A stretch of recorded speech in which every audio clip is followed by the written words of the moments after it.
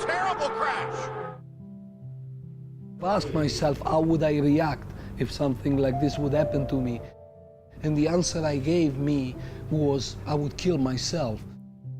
But I was never even close. Leave a light on in the wild. I was simply happy to be alive.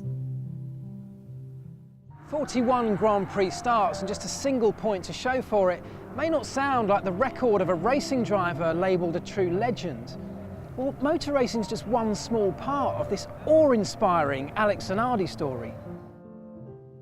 Shining a little light to bring us back home. You were in a coma for a week, I think, after the accident. Talk me through the timeline of how, when you woke up, how events unfolded, how you dealt with that personally. Instead of asking myself, how am I going to live with no legs, I simply asked myself, how the hell am I going to do all the things that I have to do with no legs? Which meant that I was rather curious than depressed. And that opened for me the door to a new life where London, Rio de Janeiro, and all the nice things that are filling my life these days were the horizon. 2016 was always going to be a particularly special year for you. You're turning 50, it's a big one. But with what you achieved in Rio this summer, it's gone next level, hasn't it? I mean, this is one you'll never forget. The great thing is not so much to be able to do fantastic things in spite of my age, but the fact that I feel still on the road. Rio de Janeiro was another fantastic checker flag in my life, but definitely I don't think it's the last one. I still want to do more things because I am in the position to achieve more. I'm someone who is very lucky. I've always thought that whatever happens in life is never completely good or never completely bad. There's both things in a different combination, for sure, but if you are able to see whatever's good into what happens, you can use it as a leaning point to start on, and maybe down the road turn what happened into an opportunity. And for sure my accident became the biggest opportunity in my life. I never look at my wheelchair as a symbol of disability. I look at my wheelchair as an opportunity to do things in a way where sometimes that vehicle can serve me, a better way to move from A to B. It's as simple as that. So one day I bumped into this guy who was driving this car, and he had this funny thing hooked up to the rear of his car. I didn't see into that thing a vehicle that was purposely created for a disabled man for a sportive activity, but I simply saw a very interesting piece of technical equipment that was very well made. I started to do hand cycling as a way to keep myself fit, to be more fitted when I drive my race car.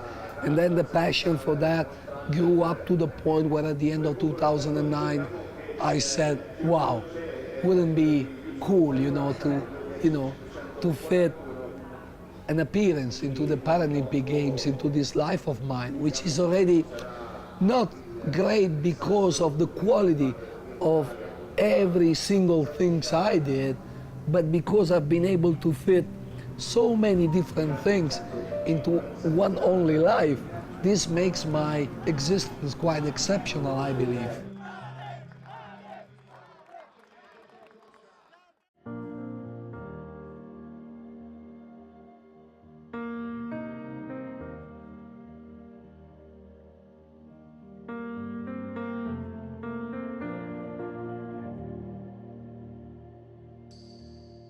You start this afternoon's race, P3 on the grid, back in your BMW. It's been a year and a half since you were racing last time out. Can you win this race? How can you do today? What are your hopes? Not bad, eh? For an old fart like I am. I think it's technically possible, but I won't go any further because I'm Italian. I mean, what about the sort of, well, A, the help and support you got from family, but did you also get resistance from your friends and family and your wife about getting back in a racing car after such a horrendous accident? Whoever would really have important opinion which could interfere with my decision, no, absolutely not. And I knew at that time I didn't have to wait a year and a half to find out that if I would step into a race car having what would serve me the possibility to drive that car, I didn't have to wait that moment to know that I was the same driver as before. If ever down the road I will have the technical possibility to control the car, I will be the same driver as before. Nothing is changed up here. And you know, I'm glad, especially for my ego, I was able to prove that down the road. When I stepped into a race car the first time and won my very first race, that was the headline of the evening news in television, you know, in my country. And although I was very pleased and I could easily understand the point of view of all the outside observers who saw me leaving the circuit in a helicopter, and someone called me dad at the time, only after a year and a half they see me doing basically exactly the same thing. So the only words that can come out from everybody's mouth is, it's a miracle. So talk us through it. I'm sure everybody at home would just, and me as well, would love to know exactly how you control the car, because you can't quite do it in a conventional manner, can you? Yeah, exactly. I mean, starting from the bottom, you can see how strange is my brake pedal. It basically incorporates a sort of a second shoe which traps my prosthetical foot in it. Now by pressing down with my hip as so, Yeah.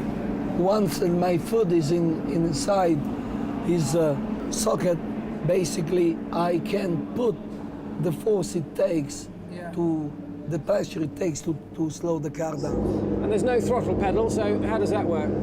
This is the throttle mechanism. On here, okay. This carbon ring underneath.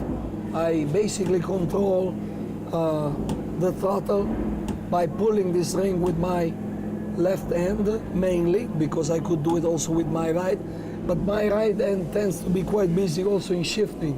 And I can downshift by pressing down with my tongue and pulling up with my fingers. So very similar to a Formula One car almost, in that Absolutely, sense. absolutely. The only difference is that I have everything on the right, because at least in that way I use one hand to do one thing and the other one to do the other. You also have to imagine that everything I do in my life these days is a consistent and continuous adaptation in order to find a way to do things into an alternative way.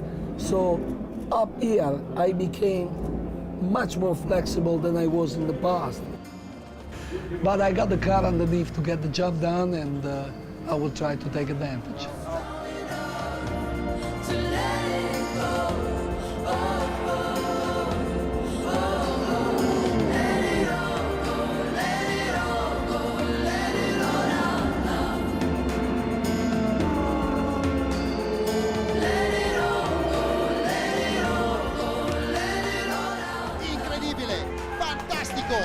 Zanardi torna a vincere nel motorsport, lo fa con classe, con dedizione, ma soprattutto con quanta emozione.